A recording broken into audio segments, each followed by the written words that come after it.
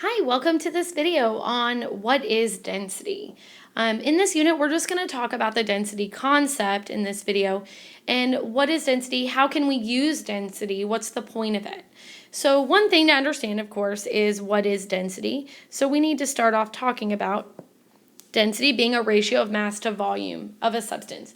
Now that's really crazy. That sounds that's just very formal.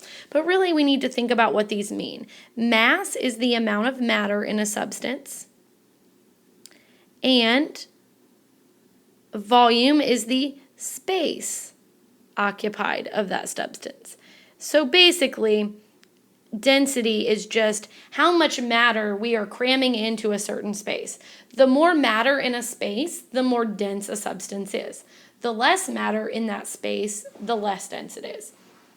So density is actually what we call a physical property because it's used to identify our substance. So it's a physical property and it can be used to identify the unknown substance. But it's basically something that's a characteristic of it that we can observe, we can measure. It doesn't tell us anything about the substance chemically, but it does tell us about what the atoms, how the atoms are arranged.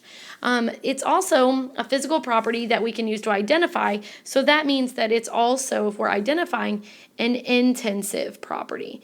Intensive just means that we can use it to identify. So some physical properties, as you probably already know, cannot be used to identify a substance.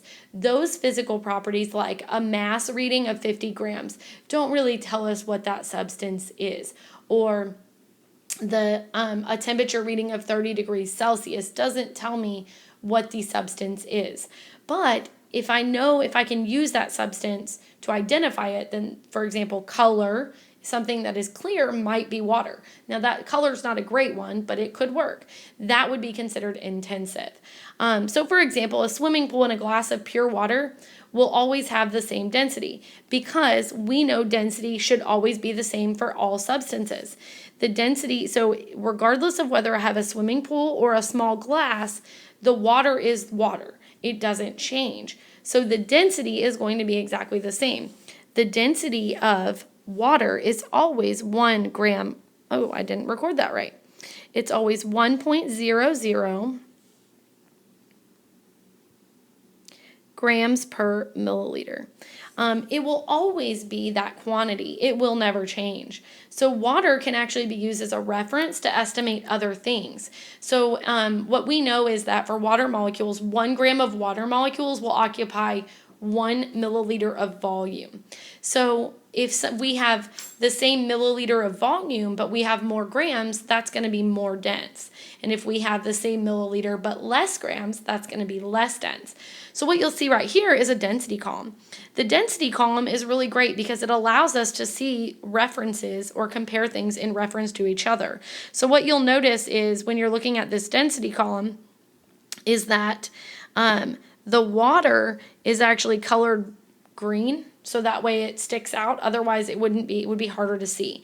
So the water is the green color. So you can see that things that are higher than water are less dense because they're floating, and things that are below the water are more dense because they're going to have more matter per volume, and so therefore they sink. All right, so take a second, pause me, and answer the questions 1, 2, 3. All right, so you can see the answers. Number 1, what do you think is the most dense substance? The bolt is the most dense. You can see it down here at the bottom, sunk to the bottom. We also have the least dense substance, which of course you can see is the ping pong ball up here on the top. In terms of liquid substances, the lamp oil would be the least dense liquid, and the honey would be the most dense liquid. And then inferences, what inferences can you make about the densities of the substances in the density column? An inference is just an educated thought, or what are you observing here? So basically we're observing everything in comparison to water. So if something is floating, we can assume it's greater than 1 in terms of, or less than 1, in terms of its density. And if it's sinking, then it's going to be greater than 1 in terms of its density per gram per milliliter. All right, so that is the concept of density. If you have any questions about density or how it can be used as to identify unknowns, please bring them with you to class and talk to me about them.